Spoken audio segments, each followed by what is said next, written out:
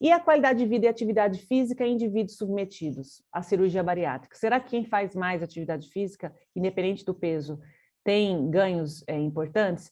Então, a gente, normalmente, quando a gente se debruça por meta-análise, a gente percebe relações positivas entre as variáveis, independente da perda de peso.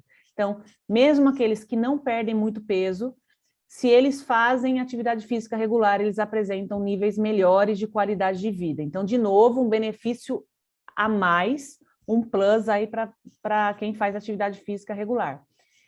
E quem fala isso é Selberg e colaboradores em 2019, onde eles compararam 66 bariátricos antes e 66 após, verificando a associação entre qualidade de vida e quem fazia níveis, quem seguia a recomendação da Organização Mundial de Saúde.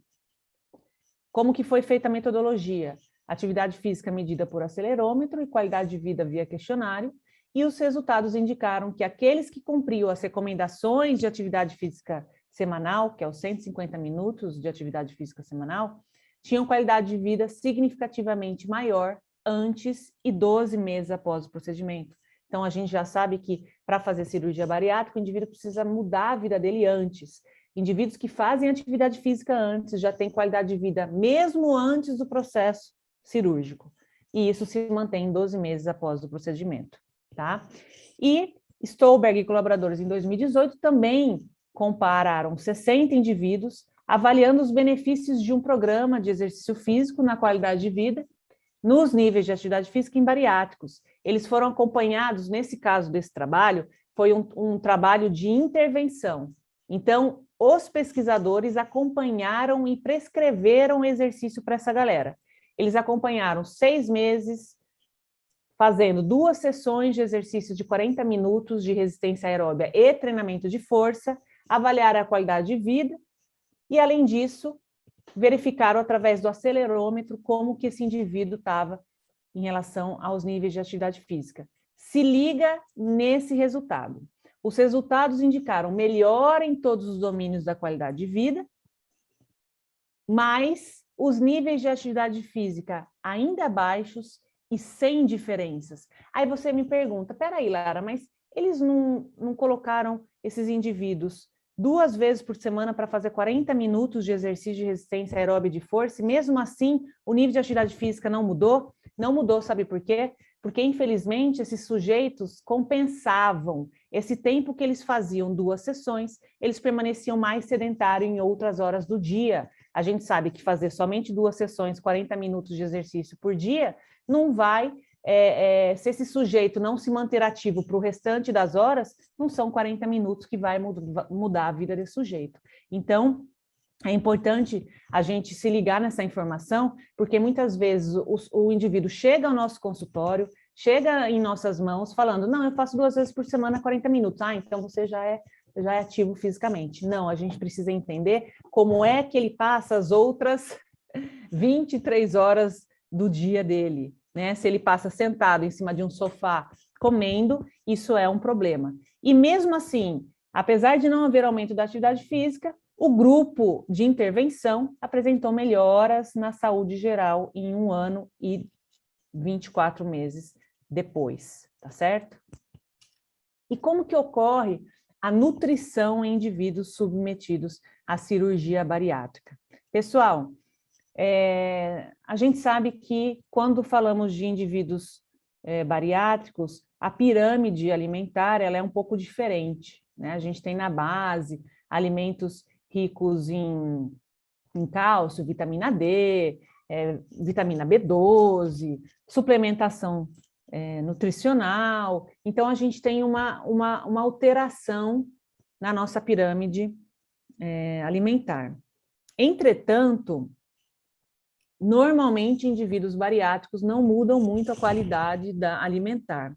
Então, quando eu coloco essa pirâmide, eu quero saltar aos olhos de vocês, chamar a atenção da necessidade de um cuidado adicional. Então, o indivíduo bariátrico ele tem que passar sempre por um nutricionista para ter um acompanhamento de como que está a qualidade da dieta, porque a gente sabe que, em termos de deficiência vitamínica e de minerais, o indivíduo bariátrico ele tem mais chance, mais risco disso ocorrer.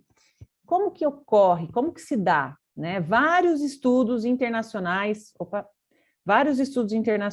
inclusive da Obesity Surgery, da Associação Americana de Dietética, também artigos brasileiros, né, nacionais, nos mostram algumas informações.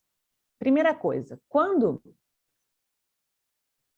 a gente fala de consumo alimentar quantitativo, então quantidade, os estudos mostram que bariátricos ainda têm um inadequado consumo energético em relação a macronutrientes e micronutrientes também. Então, tanto carboidrato, proteína e gordura não é adequado, assim como vitaminas e minerais também não é adequado.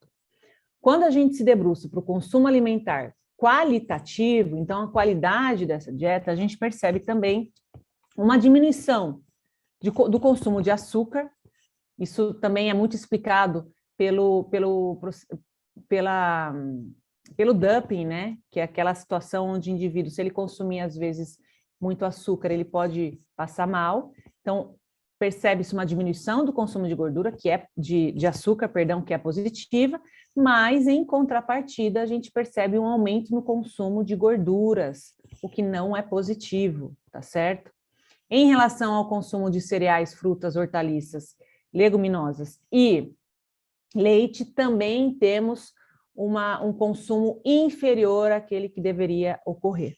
Então, veja que quando a gente fala de nutrição, assim como o nível de atividade física, ainda os indivíduos não mudaram o comportamento.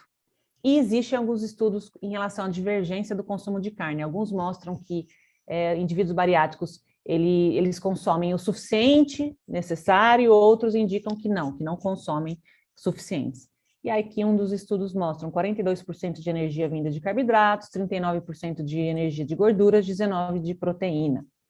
51% de episódios de compulsão alimentar ou síndrome do comer noturno. Então, de 10 pessoas, 5 delas apresentam esses episódios de compulsão alimentar e síndrome de comer noturno, que é algo que vocês sabem, pode gerar ganho de peso e tudo mais.